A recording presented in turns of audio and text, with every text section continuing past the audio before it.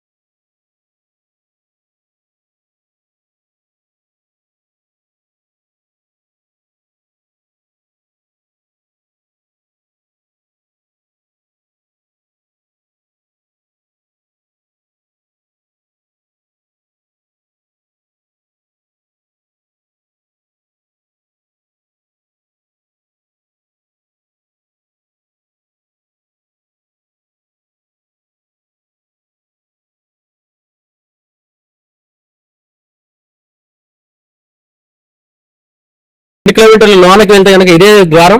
ఇక్కడ నుంచి వెళ్తే అటువైపులో సీతమ్మ వారి నారచీరలు, ఆ తర్వాత కొంచెం ముందుకెళ్తే కనుక స్వామివారి ఆలయం ఉంటుంది. మొత్తంగా హైదరాబాద్ నుంచి 280 కిలోమీటర్లు ప్రయాణం చేసి సుమారు 300 కిలోమీటర్లు ప్రయాణం చేసి ఖమ్మం మీదుగా అయితే కనుక ఖమ్మం, కొత్తగూడెం, సూర్యాపేట, ఖమ్మం, కొత్తగూడెం, ఇక్కడ నుంచి భద్రాచలం రావచ్చు, భద్రాచలం ఇక్కడ పర్ణశాల రావచ్చు. అదే విధంగా చూస్తే కనుక ఇటువైపు వరంగల్ టు ఏటూరు నాగారం, ఏటూరు నాగారం నుంచి ఇటువైపు నుంచి పర్ణశాల చేరుకోవచ్చు. మనం ఇప్పుడు సీతమ్మ వారి నారసీరలో వెళ్లే ప్రాంతం మార్గంలో ఉన్నాం మనం.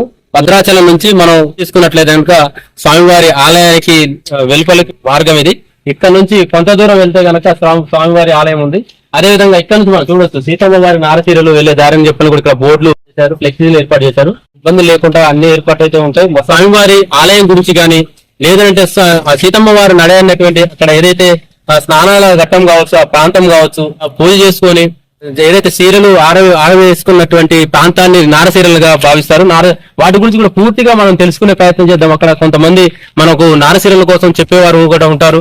త్రేతాయుగంలో వనవాసంలో భాగంగా ఇక్కడ పర్ణశాలలో ఒక కుటీరం ఏర్పాటు చేసుకోండి. దాన్ని పర్ణశాల ఇప్పటి వరకు కూడా పిలువబడుతుంది.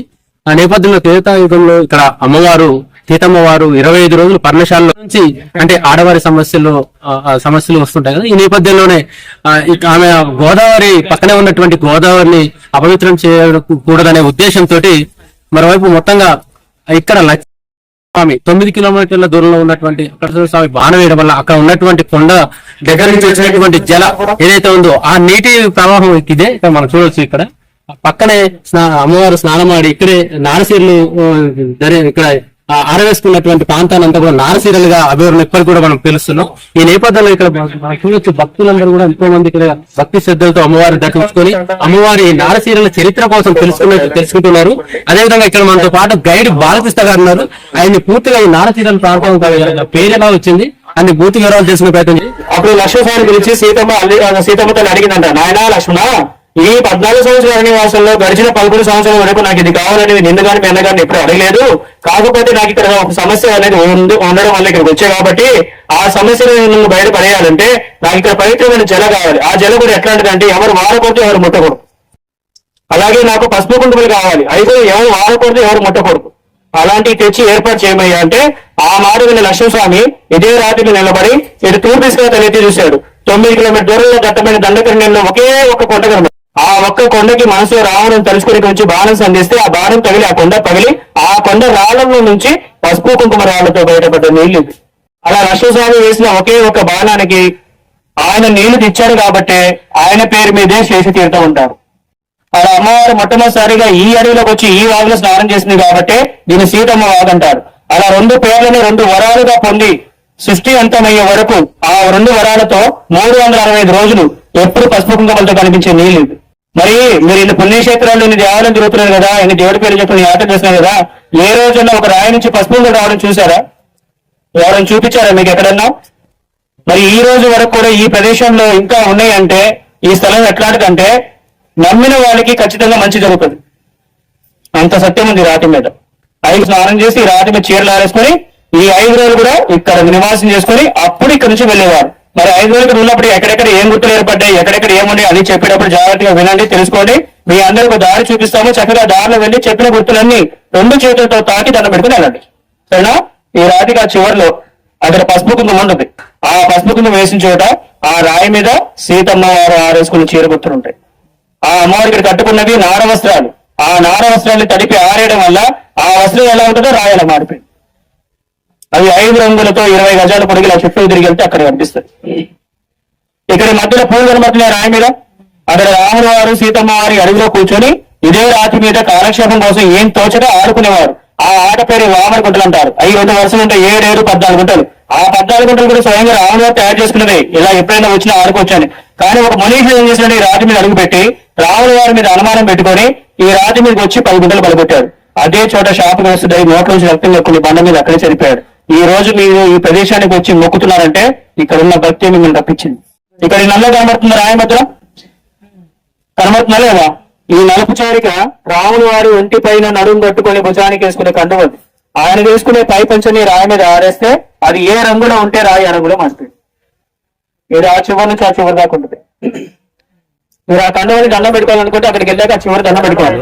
ఇక్కడ సూర్యప్రకాశ్ రాక్షసుని ముక్కు చేతులకు వస్తుంది, అది రాళ్ళగుట్ట. ఆ రాళ్ళగుట్ట కాడికి వెళ్ళాలంటే ప్రతి ఒక్కరు ఆ పాక లోపలికి వెళ్ళాలి. అక్కడికి వెళ్ళే ప్రతి ఒక్కళ్ళు ఎలం చేత 3 రాళ్ళు తీసుకొని సీతారాములకు వచ్చే సమస్యలు ఎవరికి రాబోతుందని మీరు మనసులో అనుకుని ఆ రాళ్ళు ఆ గుట్ట మీద వేయండి. అక్కడ మీకు చెప్పడం ఒక మనిషి ఉంటారు, ఆయన చెప్పేది చేయండి. సీతమ్మ వారు 45 రోజులు రాములు వారిని వెంట పెట్టుకుని ఇక్కడికి వచ్చి ఈ అడవిలో అమ్మవారి వారు స్నానం చేస్తుంటే ఆ సీతమ్మ తల్లికి కాపలాగా ఆ రాయి మీద రాములను ఇచ్చినవాడు. ఆ పొడుగ్గా కనిపించే రాయి మీద. అది రాముడు గారు కూర్చున్న రాతి సింహాసనం. అది ఇప్పటికీ ఆయన పాదాలు ఉన్నాయి రాయి మీద. ఆ పాదాలు కూడా మీకు ఎట్లా కనిపిస్తాయి అంటే నేను అక్కడ దిగారు బస్తాల మీద దిగితేనే మీకు పాదాలు కనిపిస్తాయి. ఆ పాదాలు తాగి దండం పెట్టుకోండి. మరి అమ్మవారి ఇక్కడ స్నానం చేసి రాత్రి మీద చీరలు ఆరేసుకుని 5 రోజులకి నివాసం చేసుకుని తిరిగి ఇంటికి వెళ్ళేటప్పుడు లక్ష్మీస్వామిని ఇచ్చిన పసుపు కుంకుమ రాళ్ళని అది ఆ చెట్టు కింద రంగరించుకొని పెట్టి పెట్టుకునేవారు అక్కడ అమ్మవారికి. కనబడుతున్నారు మీకు అక్కడ అమ్మవారు. ఆ పసుపు కుంకుమ రాళ్ళు కూడా మీరు ఇంత దూరం వచ్చినందుకు, ఈ రాతి మీద నిలబడ్డందుకు, ఈ ప్రదేశానికి వచ్చారు కాబట్టి ఆ పసుపు కుంకుమ రాళ్ళు కూడా మీకు ఒకసారి చూపిస్తాను, చూసుకోండి మీకు ఎలా ఉంటాయి. ఒక రాయిని ముట్టుకుంటే పసుపు వస్తుంది, ఒక రాయిని ముట్టుకుంటే కుంకుమ వస్తుంది.